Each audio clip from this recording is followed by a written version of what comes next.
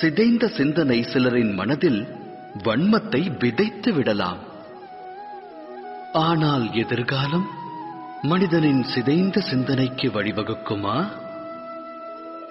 நடவாது. ஒருவன் உயர்ந்த ஓர் மலை சிகரத்தின் அடியில் நின்று அதன் உச்சியை அடைய முடியும் என்று நினைப்பதால் மட்டும் அவன் மன எண்ணம் நிறைவேறுமா? இயலாது. முயற்சி வேண்டும். மலையின் சிகரத்தை அடைய முயற்சிக்கையில் தடைகள் உருவாகலாம்.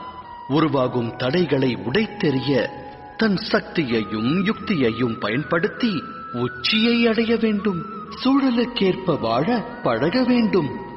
வன்மம் அவன் மனதில் விருட்சமாக எழுந்தால் லட்சியத்தை எட்ட நிச்சயம் முடியாது. இறைவனை மனதில் நிறுத்தி எதையும் தொடங்க வேண்டும். இது அனைவரின் வாழ்விற்குமான அறிவுரை அல்லவா?